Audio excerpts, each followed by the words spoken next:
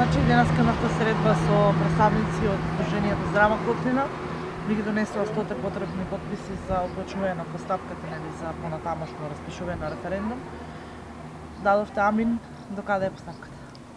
Па да, како што напоменавте, значи денеска во просториите на општина Босилово, дел од основачите на Сдруженијето Здрава Котлина и нивни поддржувачи беа кај нас, значи ги донесува 100 потписи, што како иницијатива, нели, ја спроведува пред надлежните органи и ја искористивме таа прилика да имаме еден состанок. Моја проценка е дека состанок беше доста конструктивен. Јас како градоначелник и председателот на Советот на општина Босилово, господја Совче Поповска-Ѓорѓиева, бевме присутни на тој состанок и плюс раководителите на оделенијата во општина Босилово, поготово оделението кое е задолжено да ги води работите околу Советот и оделението за нормативно-правни работи. Исто така, покасно на состанокот се приклучи и председателот на општинската изборна комисија, кој е исто така државен службеник во општина Босилово. Имавме разговори во кои ги разгледавме, нели, сите законски аспекти во однос на проблематиката која е веќе еден извесен период, нели, сите не оптеретува околу организирање на референдум за изјаснување за или против отварање на рудникот Иловица Штука. Ние како општина, јас како градоначелник, со службите им ги предочивме, значи, сите аспекти и инсистиравме на тоа дека мора да одеме по законските постапки и процедури кои се пропишени со законската регулатива кај нас, пред се законот за референдум. Луѓето иницијатори има дел информации, дел нема информации како оди таа постапка и јас како што и на минатата седница на Советот напоменав дека ние како општина ќе се потрудиме правно да ги насочиме како оди таа процедура со цел да ги сузбиеме сите гласини дека некој е за или против, дека некој ја кочи таа постапка. Значи, мислам дека, еве така да се изразам, таа магла денеска ја растеравме, не знам луѓето од Сдруженијето ќе се го кажат своето. И крајно беше, значи, дури од страна на општината и на мене како градоначелник им беа предложени 3 можни датуми за одржување на референдум. Значи, тоа се датумите 3 септември, 10 септември или 17 септември, бидејќи мора да биде во недела според законските прописи, со тоа што им беше укажано на сите аспекти и зошто е даден тој размах толку, бидејќи, нели, има регулатива според која од превосилноста на одлуката која евентуално би ја донел Советот, значи референдумот може да се организира од најмалку 25 до најмногу 40 дена од датумот кога одлуката е важечка. Исто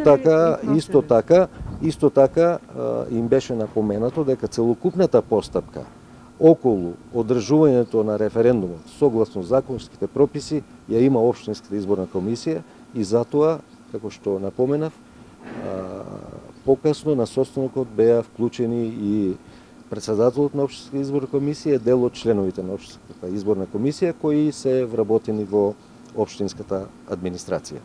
Така. Значи дефинитивно на итна седница сепак ќе мора да одлучи мнозинството од советниците. Па видете, тоа не е прашање кое нели законот дефинирал кога се свикуваат воредни седници, или редовни и воредни седници има.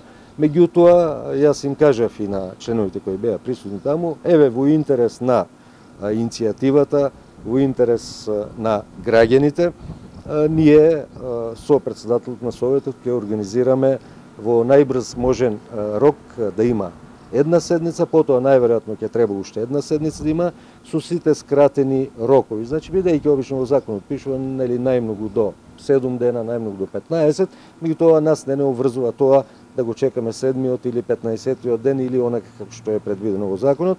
Меѓутоа ќе одиме со скратени рокови, се со цел, нели, бидејќи се работи за граѓанска иницијатива, да здогледа светло на денот и да може, нели, граѓаните по тоа важно и значајно прашање да го кажат последниот збор. Меѓутоа, ние како администрација, како служби мораме да водиме сметка сето тоа да се организира по процедурите кои се пропишени со законската регулатива. Така, ги спомнате, граѓаните велите дека тие ќе имаат последниот глас. Останува ли мистеријата дека со референдумот ќе значи и закочување на работата? Па ние и тоа прашање го отворивме. Значи, надлежностите тука се дефинирани и јас и на минатата седница, најпрем кога ги информиравме советниците, кажав дека општината скоро и да немаат тука надлежности, бидејќи уште од почнувањето, од издавањето на концесија за истражување, значи главен збор го има владата донесува одлука, потоа исто и концесијата за експлоатација, понатаму во однос на животната средина, што е најгорливо прашање, значи се обезбедува интегрирана дозвола која издава Министерство за животна средина, општините можат да издадат до Б интегрирана дозвола. Постапките околу студиите, јавните расправи за студиите за влијание на животната средина, значи ги спроведува Министерството. Рудниците со дел други објекти спаѓаат значи во прва категорија објекти, значи и одобрение за градење издава Министерство за транспорт и врски, што е исто така владата на Република Македонија. И бидејќи имаме многу дилеми, денес ги отворивме сите прашања, ги разгледавме, јас мислам дека на членовите и поддржувачи на Сдруженијето кои беа присутни, денес многу работи им се разјаснија и мислам дека и тие добија впечаток од општината не е таа која ја кочи постапката за организирање на референдум. И они ќе си го кажат својот збор. На крајот ми заблагодарија за коректниот однос и на мене и на службите. Мислам дека, ви кажав, состанокот беше конструктивен и ние и тие беа доста коректни во разговорот по тоа горливо прашање.